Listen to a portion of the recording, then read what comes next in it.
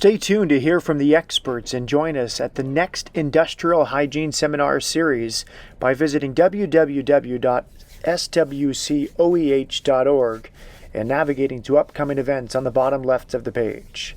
Also, join our email list, which you can find in the top right of our webpage. There was a federally funded demonstration project there to measure all children who came into that clinic for any purpose, to take a blood sample and measure it for lead.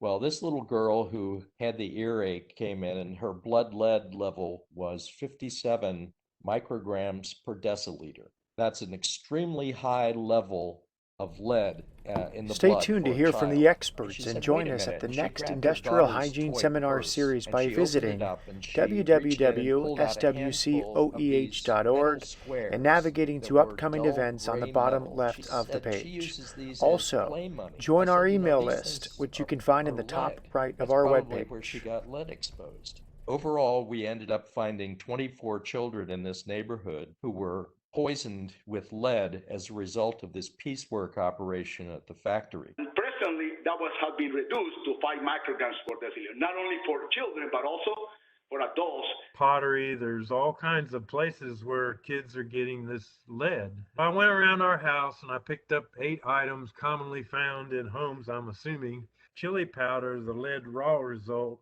In fact, there was probably like 6, and it ended up having a little bit more, 16 parts per million. Rough ground cumin, which was also on the hit list from Dr. Gates. It again was around 6 parts per million. It had 1,440 milligrams per kilogram. So this would be something you don't want to have a kid chewing on. Or have in places where the kids can get it on their hands. And you can see that's not zero. So there's some in there. So the big question is, kissing babies with lipstick, do you know how much lead may be in the lipstick that you have? And again, it didn't test zero. Basically, lead or plumbum was discovered somewhere around 7000 BC. It was actually extracted from ores containing silver. Nobody was chasing after lead at that time. They were actually chasing silver, but they were getting lead ore coming out of the mining operations that they had at that time in the 4th century BC in metalworkers. So that's the first recorded occupational disease. Lead was used by the Romans in paints and water pipes and food and beverage storage vessels. For most of the 20th century, leaded gas was considered normal, but it really wasn't.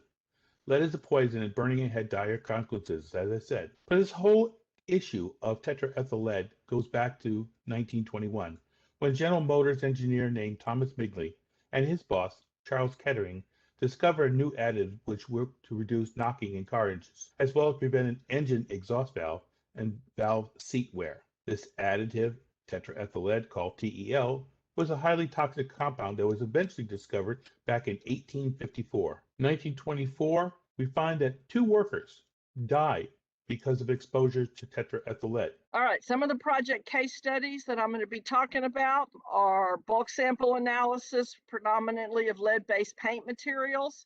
In a lot of cases, we kind of did some combination surveys looking for asbestos-containing materials as well as lead.